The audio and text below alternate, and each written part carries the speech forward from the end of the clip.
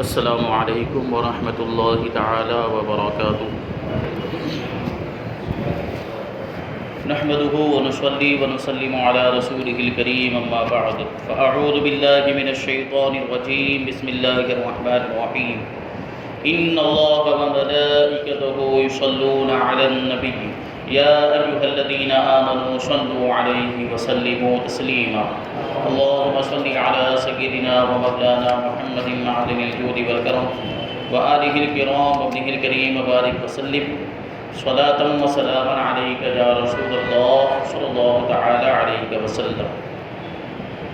عزیزان ملت اسلامیہ، اس سے پہلے آپ نے سماعت کیا کہ کفار و مشرکین ابتدائے اسلام میں اسلام کی دعوت و تبلیغ کی بنیاد پر اسلام قبول کرنے کی وجہ سے مسلمانوں پر اور حضور اقدس صلی اللہ علیہ وسلم پر کیسا ظلم و ستم کیا کرتے تھے، اس کا بیان ہوا۔ اب یہاں سے ہجرت حبشہ کا بیان ہے۔ حبشہ کی طرف جو مسلمانوں نے ہجرت کی تھی، کفار و مشرکین کی تکلیفوں سے بیزار ہو کر اس کا بیان یہاں سے ہوگا۔ یہ حبشہ افریقہ کے اندر موجود ہے، جس کو اس وقت ایتھیوپیا کہا جاتا ہے۔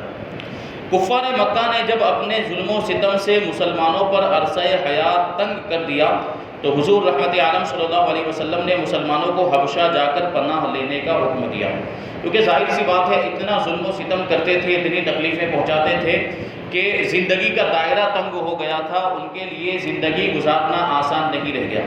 تو اللہ کے رسول صلی اللہ علیہ وسلم نے حکم دیا کہ حبشہ کی طرف ہجرت کر کے چلے جائیں۔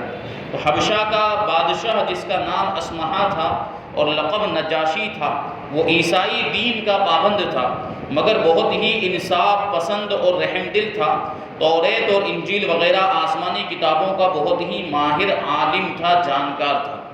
اعلان نبوت کے 5ویں سال رجب کے مہینے میں 11 مرد اور 4 عورتوں نے حبشہ کی جانب ہجرت کی۔ ان مہاجرین کرام کے مقدس نام یہ ہیں: حضرت عثمان غنی رضی اللہ تعالیٰ عنہ اپنی بیوی حضرت رقیہ رضی اللہ تعالیٰ عنہ کے ساتھ، جو حضور صلی اللہ علیہ وسلم کی صاحبزادی ہیں۔ حضرت ابو حذیفہ رضی اللہ تعالیٰ عنہ اپنی بیوی حضرت سہلہ بنت سہیل رضی اللہ تعالیٰ عنہ کے ساتھ۔ حضرت ابو سلمہ رضی اللہ تعالیٰ عنہ اپنی اہلیہ حضرت ام سلمہ رضی اللہ تعالیٰ عنہ کے ساتھ۔ حضرت عامر بن ربیعہ رضی اللہ تعالیٰ عنہ اپنی زوجہ حضرت لیلہ بنت ابی حشمہ رضی اللہ تعالیٰ عنہ کے ساتھ۔ حضرت زبیر بن عوام رضی اللہ تعالیٰ عنہ، حضرت مصعب بن عمیر، حضرت عبد الرحمن بن عوف، حضرت عثمان بن مظعون رضی اللہ تعالیٰ عنہ، حضرت ابو سبیرہ بنت ابی رحم یا حاتب بن عمرو رضی اللہ تعالیٰ عنہما، حضرت سہیل بن بیضہ رضی اللہ تعالیٰ عنہ، اور حضرت عبداللہ ابن مسعود رضی اللہ تعالیٰ عنہ۔ یہ حضرات تھے جنہوں نے حبشہ کی طرف ہجرت فرمائی۔ یہ مسلمانوں کی سب سے پہلی ہجرت تھی، مدینہ منورہ سے پہلے۔ مدینہ منورہ جو ہجرت ہوئی ہے، یہ تو سب سے بڑی ہجرت کہیں گے اور سب سے آخری ہجرت، اس کے بعد کوئی ہجرت نہیں ہوئی۔ اس سے پہلے حبشہ کی طرف مسلمانوں نے ہجرت کی تھی۔ وہ کفار مکہ کو جب ان لوگوں کی ہجرت کا پتہ چلا کہ بہت سے مسلمان مکہ چھوڑ کر حبشہ چلے گئے ہیں، تو ان ظالموں نے ان لوگوں کی گرفتاری کے لیے ان کا تعاقب کیا، یعنی ان کا پیچھا کیا تاکہ ان کو پکڑ کے واپس لے کر آ جائیں۔ لیکن یہ لوگ کشتی پر سوار ہو کر روانہ ہو چکے تھے، اس لیے کفار ناکام واپس لوٹے۔ یہ مہاجرین کا قافلہ حبشہ کی سرزمین پر اتر کر امن و امان کے ساتھ خدا کی عبادت میں مصروف ہو گیا۔ چند دنوں کے بعد ناگہاں یعنی اچانک یہ خبر پھیل گئی کہ کفار مکہ مسلمان ہو گئے۔ یہ خبر سن کر چند لوگ حبشہ سے مکہ مکرمہ لوٹ آئے، مگر یہاں آ کر پتہ چلا کہ یہ خبر تو غلط تھی، یعنی کفار مسلمان نہیں ہوئے۔ چنانچہ بعض لوگ تو پھر سے حبشہ چلے گئے، مگر کچھ لوگ مکہ میں روپوش ہو کر رہنے لگے، یعنی چھپ کر خفیہ طور پر رہنے لگے۔ لیکن کفار مکہ نے ان لوگوں کو ڈھونڈ کر ان کا پتہ لگا لیا اور ان کو ڈھونڈ نکالا، اور ان لوگوں پر پہلے سے بھی زیادہ ظلم ڈھانے لگے۔ تو حضور صلی اللہ علیہ وسلم نے پھر ان لوگوں کو حبشہ چلے جانے کا حکم دیا۔ چنانچہ حبشہ سے واپس آنے والے اور ان کے ساتھ دوسرے مظلوم مسلمان کل 83 مرد اور 18 عورتوں نے حبشہ کی طرف ہجرت کی۔ پہلے جو ہجرت کر کے گئے تھے پہلی مرتبہ حبشہ کی طرف، ان میں کتنے مرد تھے؟ ان میں 11 مرد اور 4 عورتیں تھیں۔ لیکن بعد میں دوسری مرتبہ جب اللہ کے رسول صلی اللہ علیہ وسلم نے مسلمانوں کو حبشہ کی طرف ہجرت کرنے کا حکم دیا تو اس میں 83 مرد اور 18 عورتیں تھیں۔ انہوں نے مجبور ہو کر کفار و مشرکین کے ظلم و ستم سے تنگ آ کر حبشہ کی طرف ہجرت کی تھی۔ اب دیکھیں حبشہ میں کیسے کیسے واقعات پیش آئے، اس کو سماعت کریں۔ تمام مہاجرین نہایت امن و سکون کے ساتھ حبشہ میں رہنے لگے، مگر کفار مکہ کو کب گوارا ہو سکتا تھا کہ فرزندان توحید یعنی مسلمان کہیں امن و چین کے ساتھ رہ سکیں۔ ان ظالموں نے کچھ تحائف کے ساتھ عمرو بن عاص اور عمارہ بن ولید کو بادشاہ حبشہ کے دربار میں اپنا سفیر بنا کر بھیجا۔ ان دونوں نے نجاشی کے دربار میں پہنچ کر تحفوں کا نذرانہ پیش کیا اور بادشاہ کو سجدہ کر کے یہ فریاد کرنے لگے کہ اے بادشاہ، ہمارے کچھ مجرم مکہ سے بھاگ کر آپ کے ملک میں پناہ گزین ہو گئے ہیں۔ اب دیکھیں اس زمانے میں بادشاہوں کو سجدہ کیا جاتا تھا، لیکن دین اسلام کے آ جانے کے بعد اب اللہ کے سوا کسی کو سجدہ نہیں ہو سکتا۔ تو ان لوگوں نے، کفار نے تو سجدہ کیا، تحفے تحائف لے کر آئے، قیمتی چیزیں لے کر آئے، مال و دولت لے کر آئے اور بادشاہ کو نذرانہ پیش کیا تاکہ ان کی باتوں میں آ جائے وہ بادشاہ، نجاشی بادشاہ۔ اور اس کے سامنے آنے کے بعد، تحفے پیش کرنے کے بعد کہنے لگے کہ ہمارے کچھ مجرم ہیں، ہمارے جو کچھ گنہگار ہیں جو بھاگ کر مکہ سے یہاں پر آ گئے ہیں، آپ ہمارے ان مجرموں کو ہمارے حوالے کر دیجئے۔ یہ سن کر نجاشی بادشاہ نے مسلمانوں کو دربار میں طلب کیا، بلایا، اور حضرت علی رضی اللہ تعالیٰ عنہ کے بھائی حضرت جعفر رضی اللہ تعالیٰ عنہ مسلمانوں کے نمائندہ بن کر گفتگو کے لیے آگے بڑھے اور دربار کے آداب کے مطابق بادشاہ کو سجدہ نہیں کیا۔ کفار جب آئے تھے تو انہوں نے سجدہ کیا تھا، لیکن حضرت جعفر رضی اللہ تعالیٰ عنہ جب دربار میں آئے تو نجاشی کو آپ نے سجدہ نہیں کیا بلکہ صرف سلام کر کے کھڑے ہو گئے۔ تو درباریوں نے ان کو ٹوکا کہ سجدہ کیوں نہیں کیا آپ نے؟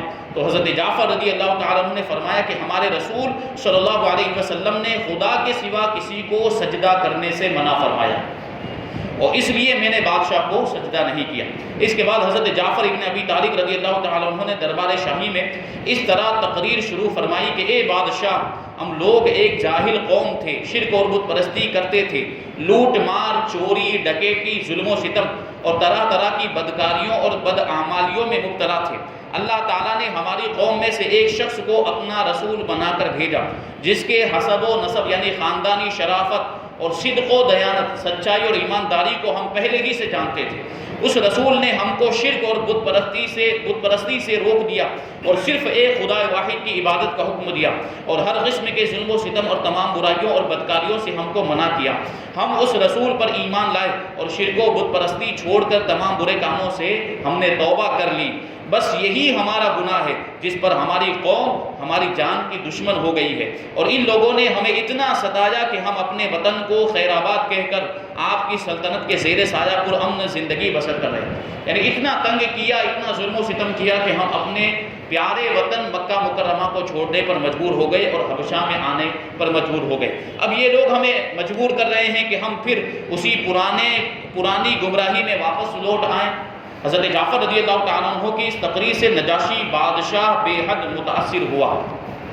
یہ دیکھ کر کفار مکہ کے سفیر عمرو بن عاص نے اپنے ترکش کا آخری تیر بھی پھینک دیا اور کہا کہ اے بادشاہ، یہ مسلمان لوگ آپ کے نبی حضرت عیسیٰ علیہ السلام کے بارے میں کچھ دوسرا ہی اعتقاد رکھتے ہیں جو آپ کے عقیدے کے بالکل ہی خلاف ہے۔ یہ سن کر نجاشی بادشاہ نے حضرت جعفر رضی اللہ تعالیٰ عنہ سے اس بارے میں سوال کیا تو آپ نے سورہ مریم کی تلاوت فرمائی۔ سورہ مریم جس میں حضرت عیسیٰ علیہ السلام اور آپ کی والدہ ماجدہ حضرت مریم کا ذکر ہے کہ حضرت عیسیٰ علیہ السلام کیسے پیدا ہوئے بغیر باپ کے، وہ پورا تذکرہ سورہ مریم کے اندر موجود ہے۔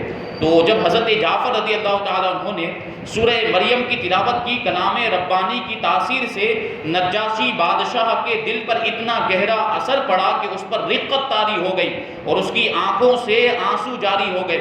حضرت جعفر رضی اللہ تعالیٰ عنہ نے فرمایا کہ ہمارے رسول صلی اللہ علیہ وسلم نے ہم کو یہی بتایا ہے کہ حضرت عیسیٰ علیہ السلام خدا کے بندے اور اس کے رسول ہیں جو کنواری مریم کے شکم مبارک سے بغیر باپ کے خدا کی قدرت کا نشان بن کر پیدا ہوئے۔ نجاشی بادشاہ نے بڑے غور سے حضرت جعفر رضی اللہ تعالیٰ عنہ کی تقریر کو سنا اور یہ کہا کہ بلا شبہ انجیل اور قرآن دونوں ایک ہی آفتاب ہدایت کے دو نور ہیں۔ اور یقیناً حضرت عیسیٰ علیہ السلام خدا کے بندے اور اس کے رسول ہیں، اور میں گواہی دیتا ہوں کہ بے شک حضرت محمد صلی اللہ علیہ وسلم خدا کے وہی رسول ہیں جن کی بشارت حضرت عیسیٰ علیہ السلام نے انجیل میں دی۔ حضرت عیسیٰ علیہ السلام نے بھی نبی پاک صلی اللہ علیہ وسلم کے آنے کی خوشخبری دی تھی، جس کا ذکر انجیل کے اندر بھی موجود۔ تو اس نے اس بات کا اعتراف کیا، نجاشی بادشاہ نے، میں گواہی دیتا ہوں کہ محمد صلی اللہ علیہ وسلم آخری رسول ہیں جن کی بشارت حضرت عیسیٰ علیہ السلام نے بھی دی تھی، اور اگر میں دستور سلطنت کے مطابق تخت شاہی پر رہنے کا پابند نہ ہوتا تو میں خود مکہ جا کر رسول اکرم صلی اللہ علیہ وسلم کی جوتیاں سیدھی کرتا اور ان کے قدم کو دھوتا۔ یہ نجاشی بادشاہ جو آسمانی کتابوں کا عالم تھا، اس نے آسمانی کتابوں کے اندر نبی پاک صلی اللہ علیہ وسلم کی صفتوں کو، آپ کی علامتوں کو، نشانیوں کو پڑھا تھا۔ وہ فوراً جان گیا یہ نبی آخر الزماں ہے، ان کے مقام و مرتبے کو وہ پہلے ہی سے جانتا تھا۔ اس لیے اس نے یہ کہا کہ اگر مجھے موقع ملتا تو میں خود مکہ مکرمہ جاتا اور آپ کی جوتیاں سیدھی کرتا۔ اتنا بڑا بادشاہ ہے جو نجاشی بادشاہ، حبشہ کا بادشاہ ہے، اور اس کے درباری کتنے زیادہ تعداد میں ہوں گے اور اس کے ماننے والے، اس کی رعایا، اس کے باوجود وہ دیکھیں یہ کہہ رہا ہے کہ اگر مجھے موقع ملتا تو میں خود مکہ مکرمہ جا کر رسول اکرم صلی اللہ علیہ وسلم کی جوتیاں سیدھی کرتا اور ان کے قدم کو دھوتا۔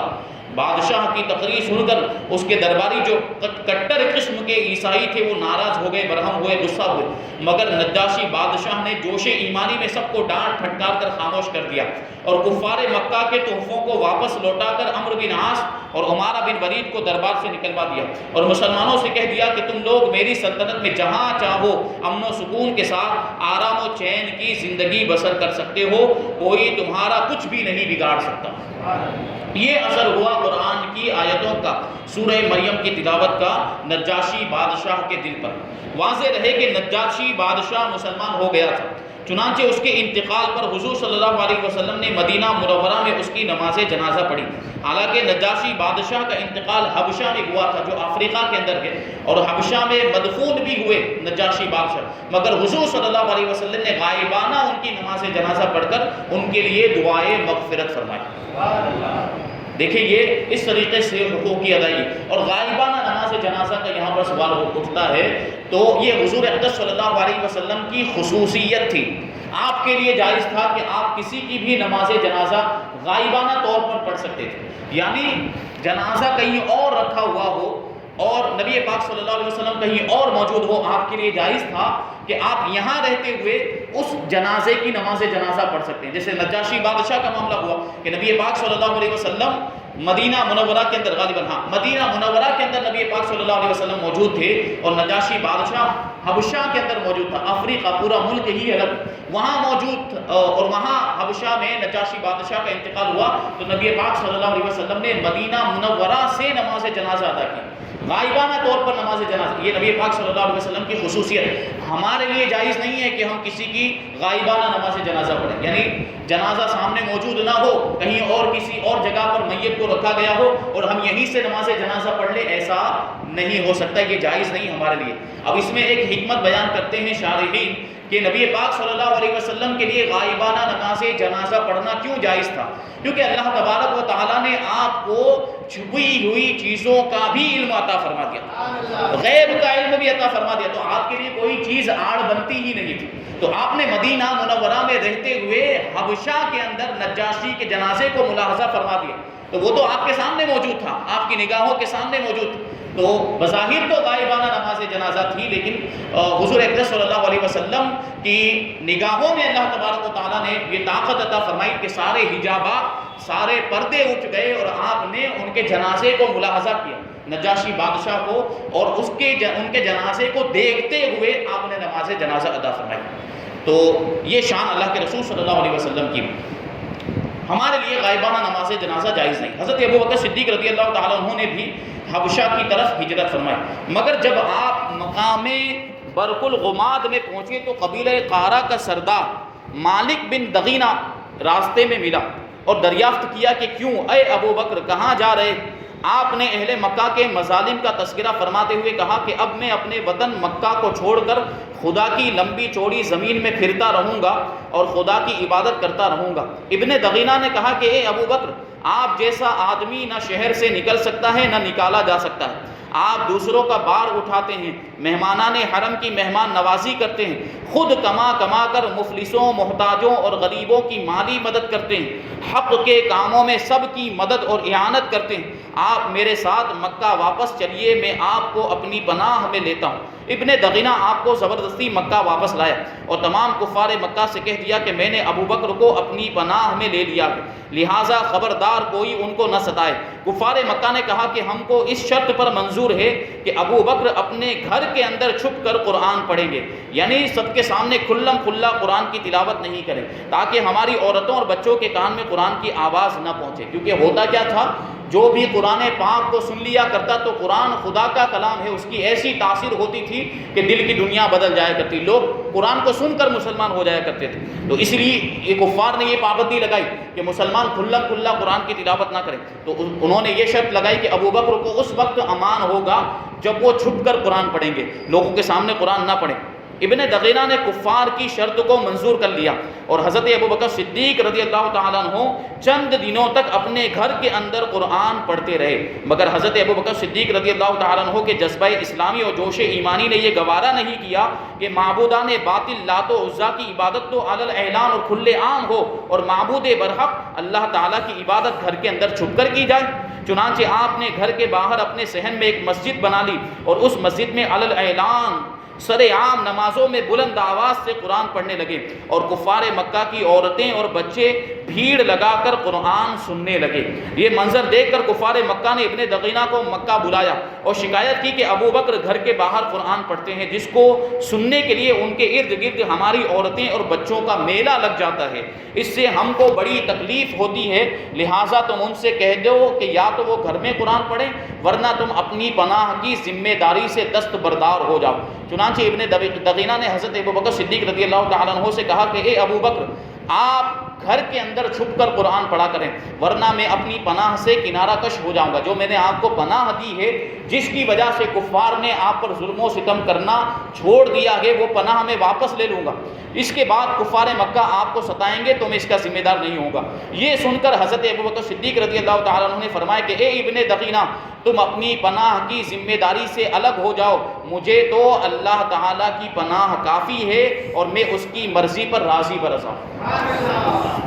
یعنی میں تو دین اسلام کی تبلیغ و اشاعت کرتا رہوں گا، میں تو سب کے سامنے قرآن کی تلاوت کرتا رہوں گا، مجھے کسی کی پناہ کی ضرورت نہیں ہے، میرے لیے اللہ کی پناہ کافی ہے۔ پھر یہ کفار مجھ پر ظلم و ستم کرنا چاہیں تو کر سکتے ہیں، مجھے اس کی کوئی پرواہ نہیں۔ یہ جذبہ اسلامی تھا اور جوش ایمانی صحابہ کرام کے اندر۔ اللہ تبارک و تعالی ہمیں بھی ایسا جذبہ اسلامی اور جوش ایمانی عطا فرمائے کہ ہم بھی اسلام کے لیے اپنا سب کچھ قربان کرنے کا جذبہ اپنے اندر پیدا کریں۔ اللہ تبارک و تعالی ہم سب کو عمل کی توفیق عطا فرمائے۔ وما علینا الا البلاغ۔